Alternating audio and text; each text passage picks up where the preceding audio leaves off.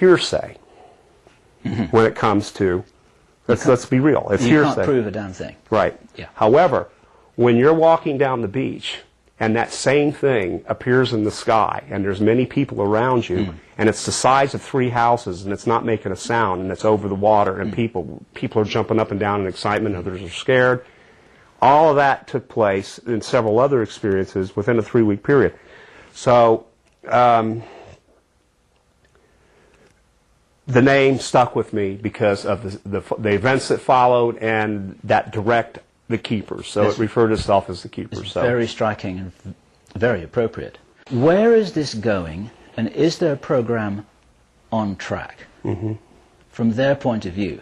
If you were their program manager, would you feel, okay, we're doing all right here, or do you think that this planet is in trouble and they're really having to force the issue to get whatever it is that they want accomplished from this? What's your take on whether this is working for them? In general, and not to be somewhat specific and not too vague, but somewhat specific. What's your feeling about where this is going and why? Why, okay. Yeah. You've got, again, creatures or non-human intelligent beings who, again, are tens of thousands, if not hundreds of thousands of years ahead where they would be, so to speak, socially and how they behave and have been relative to where we are. They have technology that can take them to the past, that can take them to the future. What I'm getting in general is that we do reach a point, because I don't like to be the one that says gloom and doom and this and that, okay? Claiming the end of the world, I stay away from.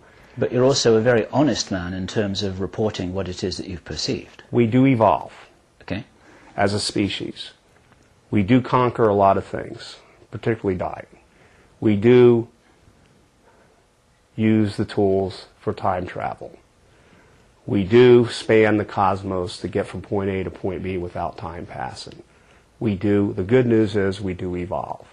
The unfortunate news is that only but a handful of us survive it before we repopulate and evolve. Survive what?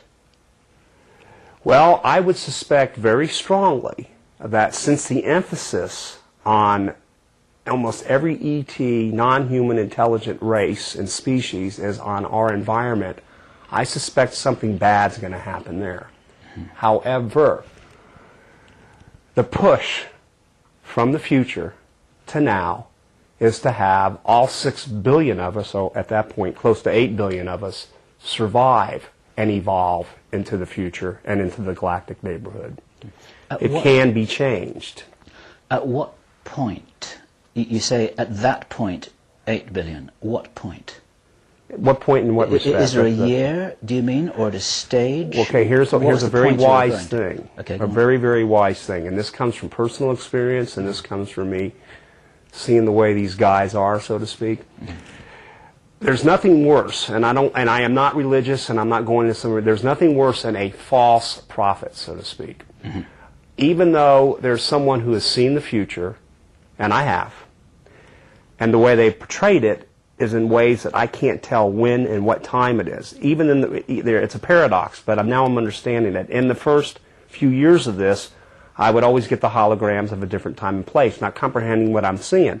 Now, 18, 19 years later, I realize that I couldn't know what I was seeing and when, because I would have interfered with it. I would have gotten its way. I would have gotten my own way with what my place is in this thing and other abductees and so forth. We want to take a responsible stance in informing people with the best data available from people's testimony, so that those who can hear will hear, those who can't hear won't hear whatever we do, and some people will be able, for them that will be the prompt for them to take responsible action. Okay. We're not catastrophists, we're not doom-mongers, we're not trying to scare anybody. Right. We're right with you. We want all of humanity to make it all the way through. But if there's anyone watching this video now that says, my God, you know what? I think I better pay attention to things I haven't been paying attention to before, then we will have done our job. Well, I do know I do know what to do, and in the early aspects of this thing. Two things. One is amnesty. Now, this is not coming from Jim Sparks. This is coming from interaction with these beings over many years. Amnesty meaning that there are agencies, either being sanctioned or not sanctioned, commonly referred to as black ops, secret governments, secret clubs, call them whatever you might want, who have contractual interaction, human beings, with non-human intelligent species and groups, who have developed, in line with these creatures, technologies like free energy. I don't want to sound like a simpleton here, okay? I'm not saying let's all hold hands and buy each other Coca-Cola and the world's beautiful and we're at peace and let's all sing a song together. I want to be as practical as possible. There's nothing wrong with that, but I want to be practical. There are technologies that will change the face of this planet as we know it. And for the first time in the history of the human species, we will be able to evolve. The problem that the species has, and I know I see it in your eye, is that we rely too much on outward influence or outside sources to save us. As a species, we have a very difficult time looking inward to ourselves and saying, it's not going to be God that does it for us. It's not going to be, I'm not saying there's no God. I'm not saying it's not going to be the Great Spirit that's going to do it for us. It's not going to be all these outside forces. It's us facing ourselves for the first time and doing these things ourselves to join the galactic neighborhood. We have to be adults and clean up our own house. We have to do it. Now, there's technologies out there that exist that are secret. Free energy, where we don't have to derive so much from our environment. And these technologies are in the possession of these black op secret organizations who, in their view and in their eyes, sanctioned or not, most of them are sanctioned, that they're doing this for the defense and the security of our nation and other free nations and other nations. I'm not just being selfish and saying the United States, but we're up there pretty much to the top with this stuff, okay? And these things need to be cut loose because we do have the global warming. We do have problems with the rainforest. We do have a problem with pollution in the ocean. And I can go on and on with our environmental woes. So these things need to be freed up. Now, in the eyes of these beings that are extremely intelligent, and have a lot of experience, have made something very clear. Create an amnesty vehicle where, because there is a growing majority in this black op or secret government stuff that wants to come forward with this information and these technologies.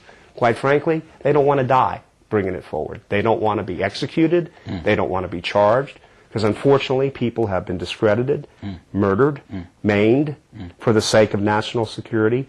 Innocent, law-abiding citizens. Many over the last particularly 40 to 60 years, 50 to 60 years, them coming forward in any way, shape, or form. Let's be practical here.